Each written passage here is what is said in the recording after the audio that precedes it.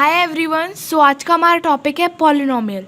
आज हम जानेंगे पॉलिनोमियल के बारे में, डिग्री ऑफ पॉलिनोमियल के बारे में और पॉलिनोमियल के ज़ीरोज़ के बारे में। सबसे पहले चलिए बात करते हैं पॉलिनोमियल की। पॉलिनोमियल एक एक्सप्रेशन है जो कि वेरिएबल और कांस्टेंट की फॉर्म में डिफाइन किया जाता है।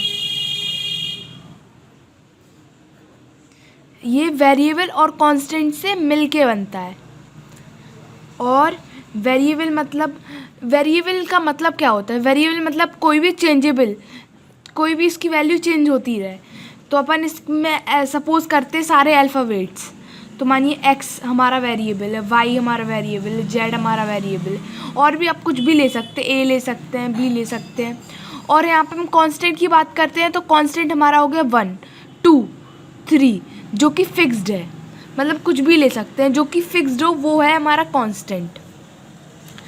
तो जो पॉलिनोमियल है वो वेरिएबल और कांस्टेंट के से मिलके बनता है, उसे पॉलिनोमियल कहते हैं। ये बस एक एक्सप्रेशन है। देखिए एक एग्जांपल के थ्रू समझते हैं।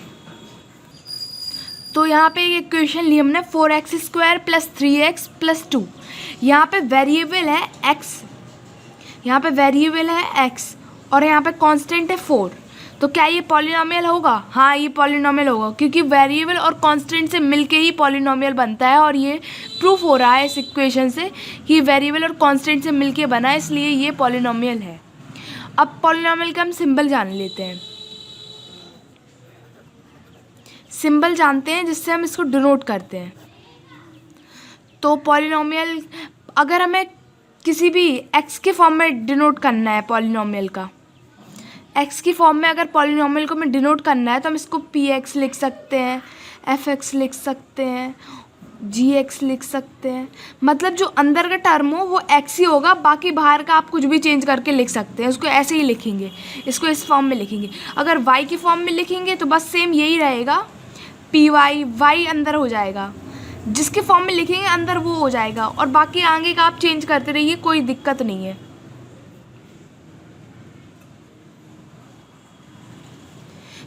y की फॉर्म में लिखेंगे मतलब जो पॉलिनोमियल है वो y की फॉर्म में है। यहाँ पे पॉलिनोमियल हमारा जो है वो x की फॉर्म में है। तो ये इसको ऐसे लिख सकते हैं, इक्वल्स टू px। मतलब पॉलिनोमियल px वो ये है। अब समझते हैं डिग्री ऑफ पॉलिनोमियल।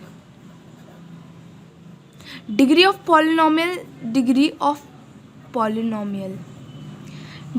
पॉलिनोमियल समझने के लिए सबसे पहले हम सपोज करते हैं if px is a polynomial. Suppose करते हैं कि px अगर कोई पॉलिनोमियल होता in term of x,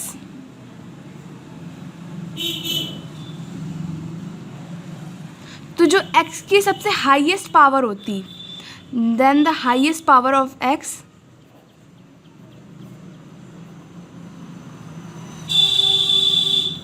is degree of polynomial.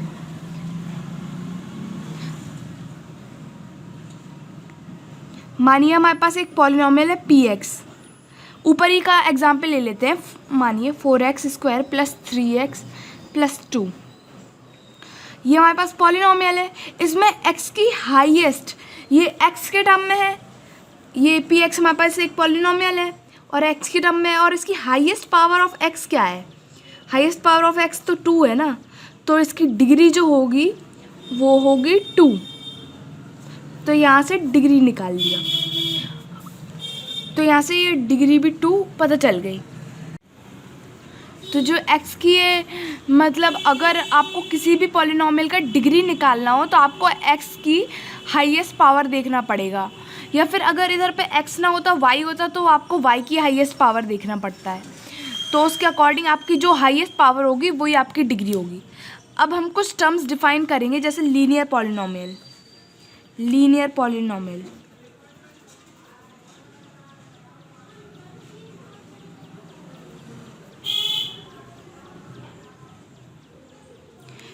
Polynomial क्या होता है? लीनियर का मतलब होता है 1। लीनियर इसका मतलब डिग्री अगर 1 हो जाए तो वो लीनियर पॉलिनोमियल होगा। क्वाड्रेटिक पॉलिनोमियल भी बस लीनियर पॉलिनोमियल की जैसा ही है। यहाँ पे अगर डिग्री 2 हो जाए तो पॉलिनॉमियल जो होगा वो होगा क्वाड्रेटिक। क्यूबिक पॉलिनॉमियल के लिए अगर डिग्री 3 हो जाए तो वो क्यूबिक पॉलिनॉमियल होगा। बाई क्वाड्रेटिक के लिए अगर पॉलिनॉमियल की डिग्री 4 हो जाए तो वो होगा बाई क्वाड्रेटिक। अगर सोचिए अगर डिग्री 0 हो जाए तो वो कौन सा पॉलिनॉमियल होगा, तो हम उसको लेंगे कांस्टेंट पॉलिनॉमियल।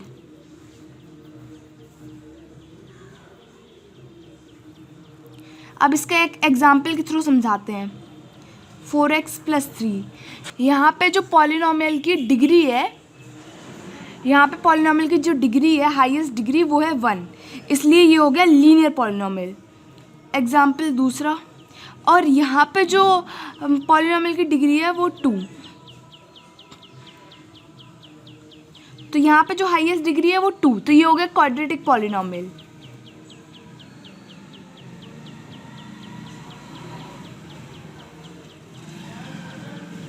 और यहाँ पे जो हाईएस्ट डिग्री है वो x की, वो है 3, तो ये हो गया क्यूबिक पॉलिनॉमियल।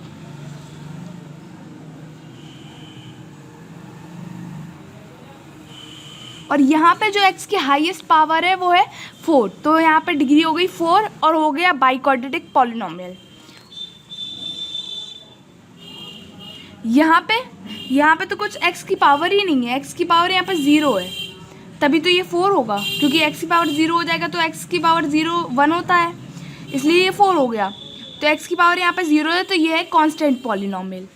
अगर अब हम बात करें इनके जर्नल फॉर्म के बारे में, अगर हमें इनके जर्नल फॉर्म निकालना हो तो हम कैसे निकालेंगे?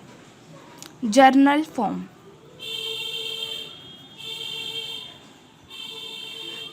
फॉर्म सबसे पहले हम जर्नल फॉर्म की बात करते हैं, लीनियर पॉलिनॉमियल की जर्नल फॉर्म की बात करते हैं। तो अब ये बात तो कंफर्म हो गई, जो वेरिएबल होगा वो x के फॉर्म में होगा। मानिए हम x के फॉर्म में ही सबको करते हैं, तो इसका x के फॉर्म में जो वेरिएबल होगा वो होगा x की फॉर्म में। अब कांस्टेंट क्या, हम सपोज कर लेते हैं constant a b c d की फॉर्म में, इन्हीं की फॉर्म में सपोज कर लेते हैं। तो अगर हम लीनियर पॉलिनॉमियल की जर्नल फॉर्म लिखेंगे तो वो होगा जर्नल, और अपन इसको स्टैंडर्ड भी बोलते हैं, स्टैंडर्ड फॉर्म, जर्नल फॉर्म और स्टैंडर्ड फॉर्म। तो जो ये लीनियर का जर्नल फॉर्म होगा वो होगा ax + b। इसको ऐसे लिख सकते हैं, यहाँ पे a और b कांस्टेंट है और x है वो वेरिएबल है, उसकी पावर 1 है, इसलिए ये लीनियर पॉलिनॉमियल हो गया। और ऐसे ही सिमिलर क्वाड्रेटिक की लिखते हैं ax² + bx + c।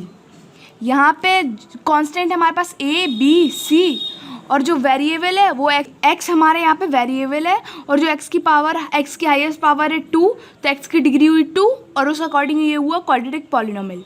और क्यूबिक के लिए बिल्कुल सिमिलर होगा, क्यूबिक बाई क्वाड्रेटिक,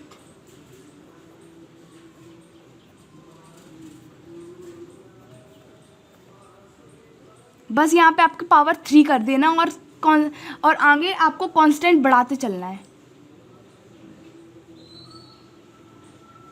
बस सिमिलर ही है, बहुत इजी है। और ऐसे ही आपको ये कर देंगे, ऐसे ही आपको बाई क्वाड्रेटिक का यहाँ पे x की पावर 4 हो जाएगा, यहाँ bx की पावर 3 हो जाएगी। ये जो पावर है वो डिक्रीज़ हो रही है, डिसेंडिंग ऑर्डर में लिखी हुई है, और जो अल्फ़ाबेट्स है वो इंक्रीजिंग ऑर्डर में लिखे हुए हैं। तो बस आपको ऐसे ही लिखना है और आपकी सारी इक्वेशंस बन जाएंगी। तो अगर आपको किसी और पावर का ये जनरल फॉर्म निकालना है तो आप ऐसे ही निकाल सकते हैं। अगर मानिए ऑक्टा का निकालना होता तो आप इसको ऐसे लिख देते, ऑक्टा पॉलिनॉमियल का निकालना होता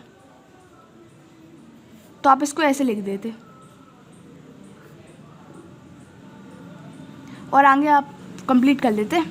और अगर आपको ऐसे डेका का निकालना हो तो x की पावर 10 हो जाता। ऐसे ही है, बस ऐसे ही निकलेंगे सारे जनरल फॉर्म।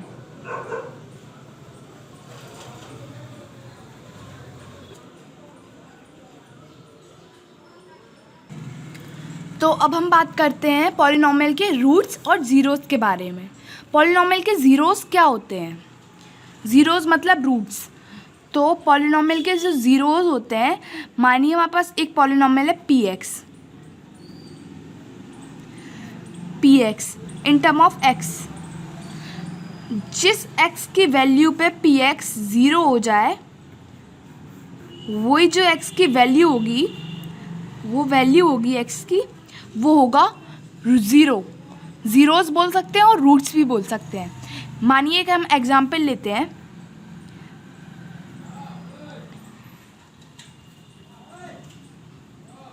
अब हमें यहाँ पे x की वो वैल्यू निकालनी है जिस पे पी एक्स ज़ीरो हो जाए। तो हम पी एक्स को सपोज करते हैं ज़ीरो के इक्वल, पी एक्स को ज़ीरो के इक्वल लेते हैं, फिर इसका हम फैक्टराइजेशन कर देते हैं।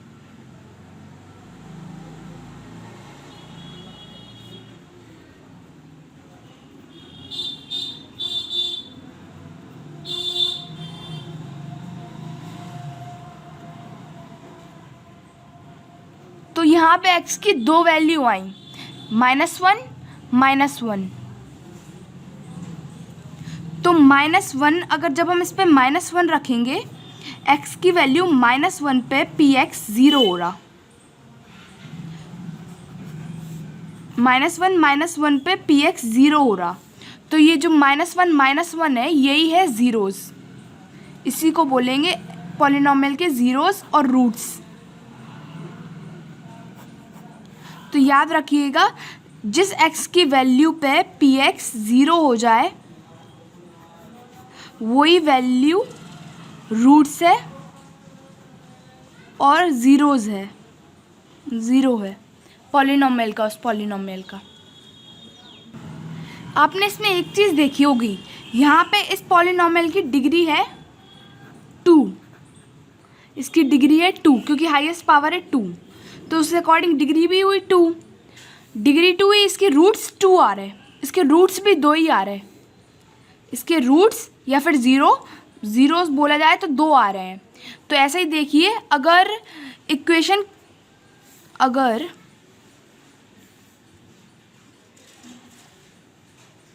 पॉलिनॉमियल लीनियर होता, मानिए लीनियर पॉलिनॉमियल, तो इसको 0 के इक्वल करिए, तो इसकी वैल्यू 1 आएगी।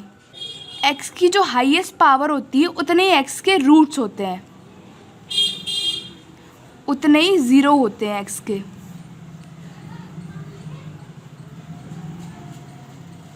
यहाँ पे पावर x की क्या है, हाईएस्ट 2, तो इसके 0 भी होंगे उतने 2, मतलब रूट्स।